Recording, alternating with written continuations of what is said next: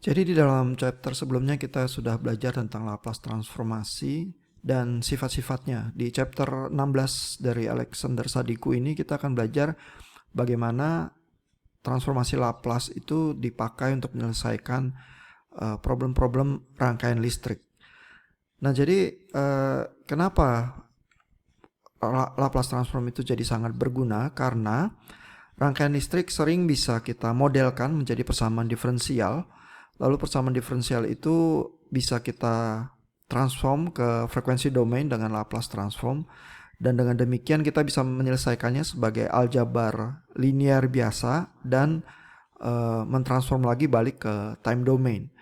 Nah, di dalam chapter 16.1 ini Alexander Sadiku pertama-tama memperkenalkan kita kepada konsep sistem, yaitu sistem adalah model matematika dari proses fisik, bisa sistem mekanik atau sistem elektrik ya, seperti rangkaian listrik yang akan kita bahas di bagian ini, yang menghubungkan antara input dan output.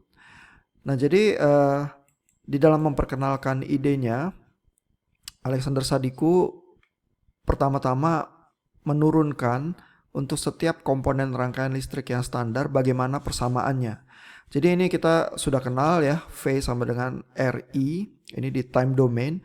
Lalu kita transform ke frekuensi domain lewat transformasi Laplace. Vs ya, ditulisnya huruf besar kalau di frekuensi domain sama dengan R kali IS. Jadi kalau resistor nggak terjadi perubahan apa-apa ya di time domain dan frekuensi domain identik. Nah, bagaimana dengan induktor? Nah, induktor ini karena persamaannya V sama dengan L dI per dt, maka kalau kita transformasi Laplace di sini muncul faktor S ini ya, karena dari properti diferensial yang lalu kita sudah belajar bahwa kalau diferensiasi muncul faktor S-nya, karena juga kita bisa bayangkan E pangkat minus ST kalau kita diferensiasi S-nya turun ke depan ya.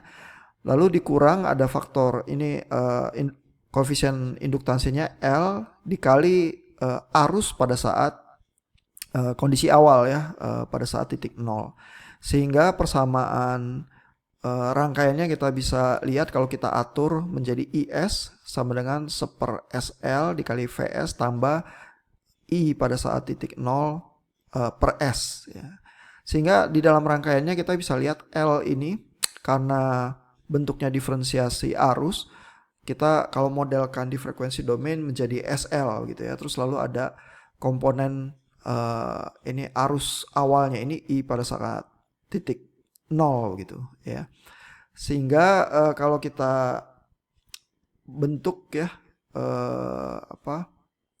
bagaimana komponennya di frekuensi domain, kita bisa punya dua kemungkinan ini. Yang pertama seperti ini, lalu yang kedua adalah SL kalau kita buat sumber arus di titik nolnya paralel, maka kita dapat I0 1 S begitu ya, karena ada persamaannya ini S. Tapi kalau bentuknya di tegangan, sumber tegangan, kita modelkan berdasarkan persamaannya ini ya, LI pada saat titik T sama dengan 0. Nah, lalu Alexander Sadiku menurunkan bentuk frekuensi domain dari kapasitor ya. Jadi kalau ada kapasitor, persamaannya seperti apa? Maka kapasitor adalah I sama dengan C dV per dt. Kalau kita turunkan Laplace-nya ya, maka dari C dV per dt ini muncul S-nya kali CVS minus CV pada saat titik 0. Lalu kalau kita susun persamaannya, Fs ini menjadi 1 per SC dikali IS tambah V pada saat titik 0 1 per S. Nah, sehingga model kapasitor ini ya, kalau kita tuliskan ke frekuensi domain menjadi 1 per SC ya, karena munculnya ini ya 1 per SC dikali arusnya.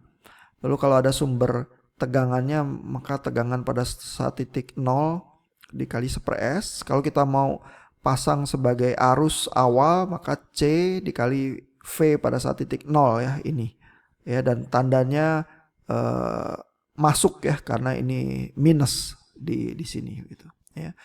Nah, sehingga dengan cara demikian kita punya model bagaimana mengubah rangkaian listrik dari time domain ke frekuensi domain.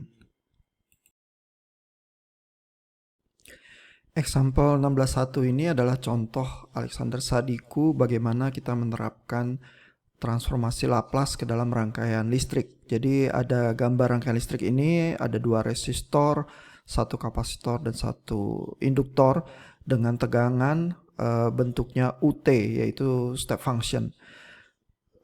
Untuk memulainya, seluruh komponen ini kita transform dengan transformasi Laplace ke frekuensi domain UT. Kalau kita cek di tabel 15.2, UT transformasi Laplace-nya 1/s, sehingga kita lihat di sini komponen tegangan ini menjadi 1/s.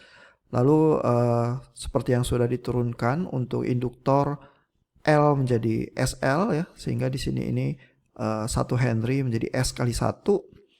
Lalu kapasitor menjadi 1/SC, karena C-nya adalah 1/3, maka di sini 3/S kapasitornya. Lalu begitu sudah di frekuensi domain, kita tinggal menghitung loop masing-masing tegangan. Ada 2 loop di sini dan arus yang lewat adalah I1S dan I2S. Untuk loop yang sebelah kiri, I1S ini dikalikan dengan 1, resistornya dikalikan dengan 3/S, dikurangin arus I2 dikalikan dengan 3/S adalah 1/S ya. Ini tegangan, sumber tegangannya.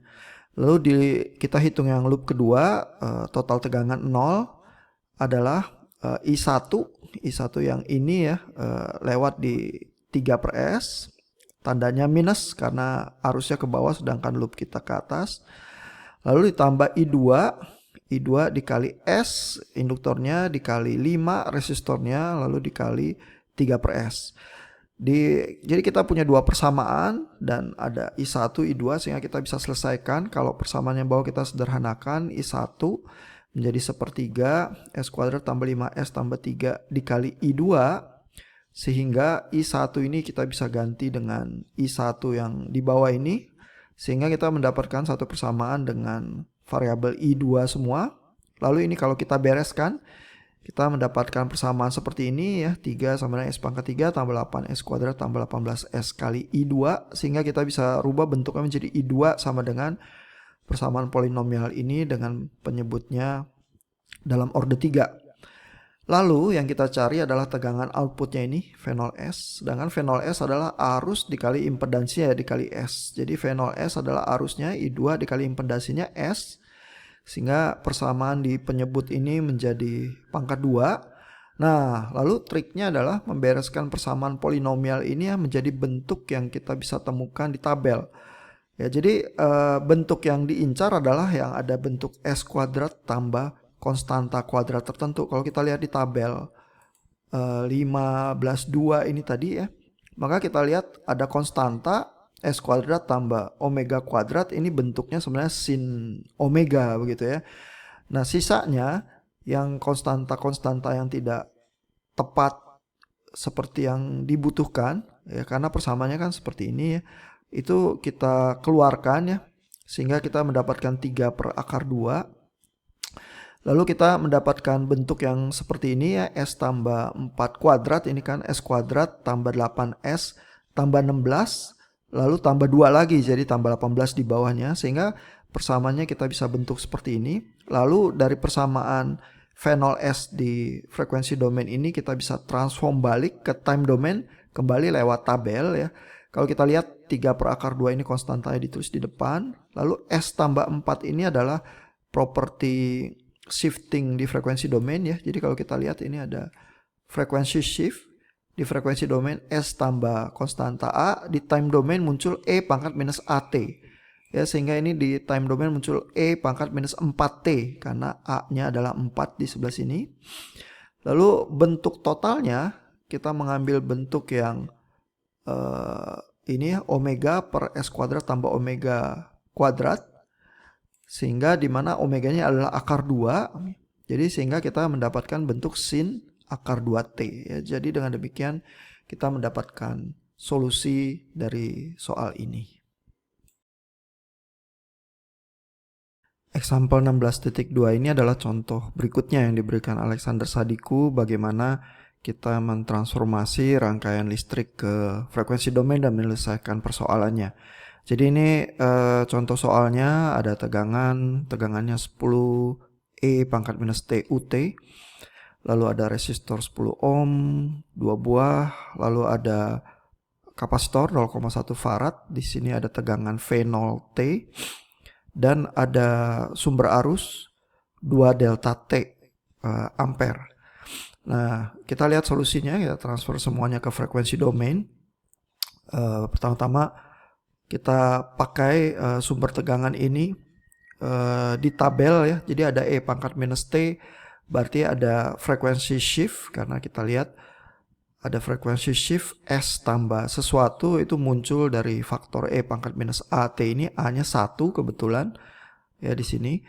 Berarti kita mendapatkan pola 10 per S. Harusnya kalau UT aja 10 per S, tapi karena ada E pangkat minus T-nya jadi 10 per S plus 1. Resistor tetap, lalu ada tegangan ini menjadi V0S, lalu ada kapasitor 1 per SC di dalam model elemen kapasitornya. 1 per C-nya 0,1 menjadi 10, lalu 1 per S ya, jadi 10 per S. 2 delta ampere, kalau kita lihat di tabel 15.2, delta ini jadi konstanta 1, sehingga ini jadi 2 ampere. Nah, lalu di kapasitor ini karena ada tegangan awalnya dimodelkan sebagai sumber arus. Sumber arusnya itu adalah di sini ya disebutkan C kali V0 pada saat titik 0 ya, berarti C-nya 0,1, V00-nya 5, berarti 0,5 ampere ada di sini. Nah, begitu sudah terjadi ringkasan rangkaiannya di frekuensi domain, kita tinggal menyelesaikan di titik arus di atas ini. Maka kita mendapatkan 3 arus masuk dan 2 arus keluar. Sehingga kalau kita susun persamaannya, tegangannya ini 10 per S plus 1 dikurangin V0 tegangan yang di titik masuk ini ya, kurang V0 dibagi 10 dibagi resistornya, kita mendapatkan arus masuk yang sebelah atas ini. Lalu ditambah 2, ini arus masuk yang ini, ditambah 0,5 arus masuk yang ini, sama dengan arus yang keluar. Arus yang keluar salah satunya adalah 10, ini V0 dibagi 10 ya, karena R-nya 10, ini V0 bagi 10. Lalu V0 dibagi impedansi ini ya, sehingga V0 dibagi 10 per S. Lalu kalau dibereskan persamaannya menjadi bentuk yang seperti ini. Nah ya, ini dijumlahkan, lalu ini dibereskan. Dan ketika mau disamakan penyebutnya dikalikan 10, kita menjadi bentuk yang lebih teratur ini. Dan bentuk ini kalau dirubah jadi V0 sama dengan sesuatu, maka kita bisa mendapatkan bentuk polinomial perkalian penyebut seperti di bawah ini, dan kita bisa pecah menjadi 2 faktor penjumlahan S plus 1, S plus 2, lalu ada konstanta A dan B. Konstanta A-nya dihitung dengan rumus Heaviside. Persamaan ini dikali S plus 1 dimasukkan S sama dengan min 1 akarnya, didapatkan 10. Lalu B-nya untuk S plus 2 dikalikan S plus 2 dimasukkan S pada saat minus 2, sehingga didapatkan 15. Sehingga A-nya 10 ini kita mendapatkan persamaannya V0S sama dengan 10 per S plus 1 tambah 15 per S plus 2. Nah, dari sini kita kembali lewat tabel. Lewat tabel kita lihat di sini ada S plus 1 berarti E pangkat minus T, S plus 2 E pangkat minus 2T, lalu ini konstantanya ya. Kalau kita lihat di tabel ini ya, 1 per S plus A adalah E pangkat minus AT ya. Sehingga dengan demikian rangkaian listrik yang ini juga kita bisa selesaikan sampai mendapatkan tegangannya di time domain. Dan kita lihat ini mencakup efek transiennya dan juga efek steady state-nya ya, sampai pada waktu T tak hingga, karena kita bisa masukkan sih pada saat waktu T tak hingganya. Kita lanjut ke bagian 16.3 dari buku Alexander Sadiku. Di sini dikatakan bahwa analisis rangkaian listrik bisa dengan mudah dilakukan di frekuensi domain. yaitu dengan cara mentransformasi persamaan matematikanya ke transformasi Laplace ke frekuensi domain, lalu menyelesaikan persoalannya di frekuensi domain. Nah, begitu sudah di frekuensi domain, maka semua persamaan dan teorema yang berlaku untuk DC bisa berlaku juga di frekuensi domain, seolah-olah kita menghitung seluruh persamaan diferensialnya. Nah, di sini ada sedikit catatan bahwa kalau kita membuat rangkaian ekivalen terhadap rangkaian listrik kita, yaitu dengan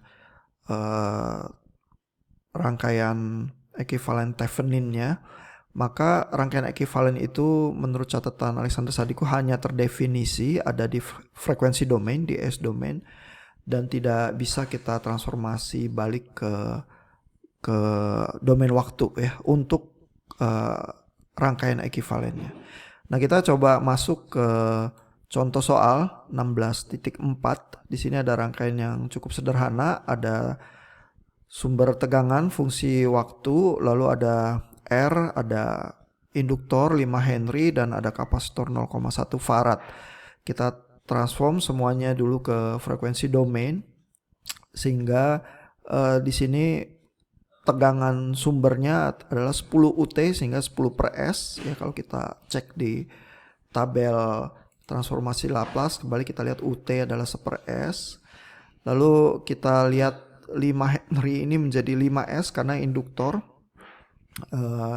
arusnya terdiferensiasi sehingga muncul S ini.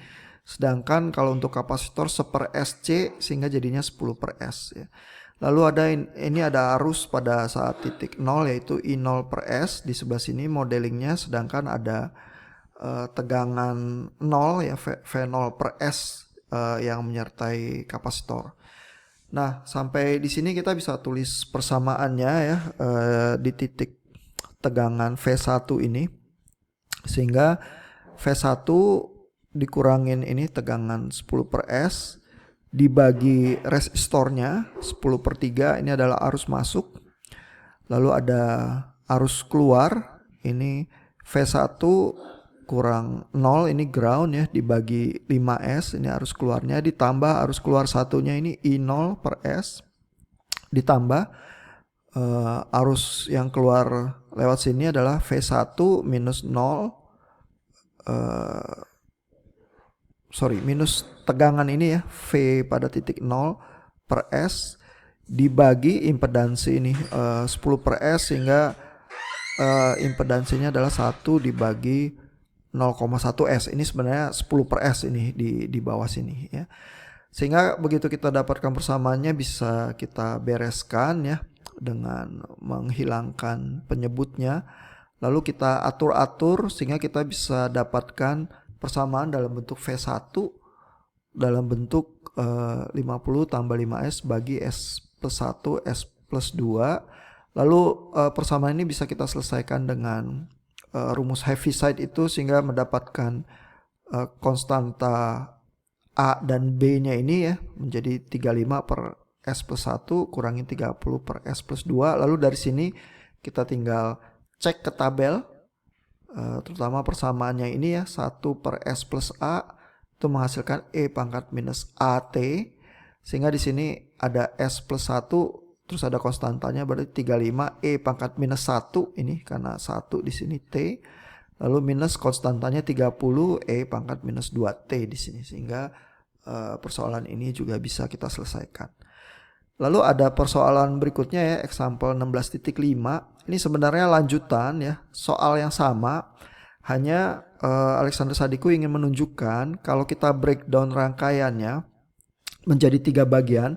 Pertama-tama kita hitung dulu hanya ada tegangan yang ini yang menghasilkan arus masuk, lalu yang lainnya pada tahap yang kedua kita asumsikan ini dan ini 0, cuma ada yang di tengah, dan pada tahap ketiga hanya ada di cabang sebelah kanan ini, sedangkan tengah dan kiri 0. Kita hitung satu-satu, maka kalau kita teruskan sampai akhir nanti hasilnya juga akan sama.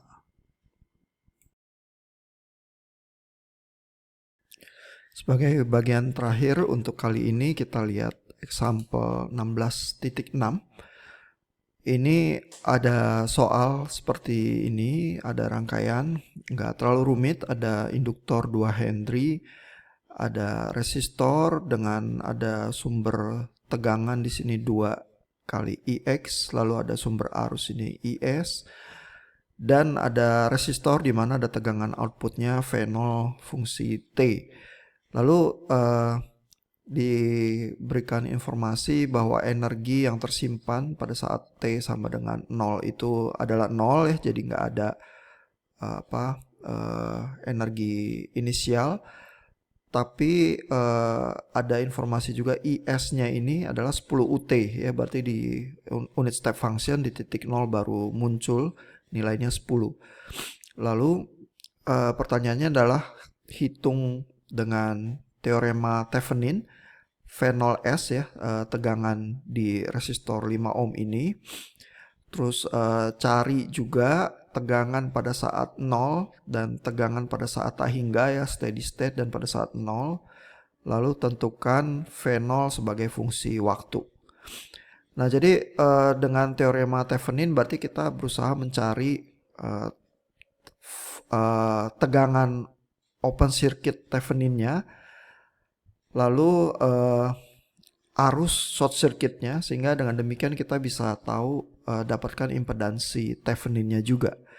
Ya, jadi dari rangkaian ini pertama dihitung VOC-nya ya, tegangan open circuitnya, yaitu V Theveninnya adalah 5 ini. Sebenarnya di bagian ini 5 ohmnya dicabut ya, karena kita mau open circuit. Lalu IX-nya sama dengan 0, dan sehingga tegangan yang ada di sini adalah tinggal 10S yang muncul dari IS ini ya, karena IX-nya 0, tinggal IS ini 10 per S dikali dengan resistornya ini 5 ya, sehingga kita dapat V open circuitnya 50 per S. Nah, sesudah itu kita cari Z Theveninnya ya. Untuk mendapatkan Z Thevenin dihitung dari gambar 1615B ya, ini 1615B ini ya. Jadi kita cari arus short circuitnya, sehingga dihitung ya, ini minus 10S ini adalah sumber tegangan ini ya, yang masuk minus 10S ditambah V1 minus 2X ya, ini V1 dikurangin 2X dikurangin 0 tegangan di bawah sini di ground, dibagi 5 resistornya, ditambah V1 kurangin 0 bagi 2S yang ini ya, sama dengan 0 ya. Jadi ini persamaan arusnya, sedangkan IX-nya adalah V1 bagi 2S ya. IX ini adalah yang ini ya, V1 bagi 2S. Jadi kita punya beberapa persamaan dalam IX dan dalam V1 ya, ada 2 persamaan, sehingga kita bisa selesaikan, kita dapatkan kalau kita masukkan IX-nya ke sini lalu kita bereskan, kita dapatkan V1 sama 100 per 2S. Ya, sehingga ISC-nya kita bisa dapatkan V1 dibagi 2S, masukkan ini bagi 2S, kita dapat 50 per S dikali 2S plus 3. Sehingga Z Theveninnya adalah V0, V open circuit ya, VOC ini 50 per S dibagi dengan I short circuitnya ini, sehingga kita dapatkan 2S plus 3. Lalu dari sini kalau kita mau menghitung tegangan pada titik 0, kita masukkan S kali V0S-nya ini ya. Sebentar, V0S. Kalau kita hitung ya, V0-nya ini kan dari rangkaian Thevenin ini ya, berarti V0-nya adalah 5 dibagi ZTH tambah 5 kali V Thevenin ya, 5 bagi 5 tambah ZTH kali V Thevenin.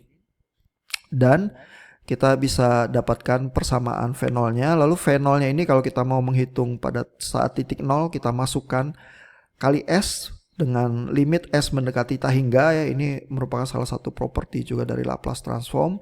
sehingga kita dapatkan 0. Kalau sebaliknya tegangan di tahingga kita masukkan kali S, limitnya mendekati 0, kita dapatkan kalau kita hitung 31,25. Lah, lalu persamaan V0-nya ini kalau kita pecahkan dengan tabel Laplace ya, kita pecah menjadi dua faktor semacam ini, S dan S plus 4, kita cari A-nya dan B-nya dengan rumus Heaviside, maka kita dapatkan persamaan seperti ini, sehingga bisa kita dapatkan balik dengan tabel adalah 31,25 ya dikali 1, karena 1/S ini 1, dikurangin ini ada S plus 4-nya, berarti E pangkat minus 4T UT. Nah ini kalau kita mau konfirmasi ya, apakah V0-nya sama dengan 0, kita tinggal masukkan T-nya 0. Kalau T-nya 0 berarti 1 minus 1 ini 0 kali 31,25 jadinya 0 juga. Sedangkan pada saat T-nya tahingga, kalau kita masukkan di sini tahingga, maka ini 1 minus E pangkat minus 4T pada saat T tahingga ini adalah 0 ya, karena seper sesuatu yang tahingga itu 0. Jadi 1 kali 3125, maka V steady state-nya pada saat T sama dengan tahingga adalah 31,25 volt ya. Jadi terbukti ya dengan menghitung secara teorema Thevenin, maupun kalau kita turunkan persamaan V0-nya ini ya, kita transfer ke time domain lagi, terus kita masukkan T-nya pada saat 0 dan tahingga, baik di transformasi Laplace-nya maupun di time domain-nya hasilnya sama.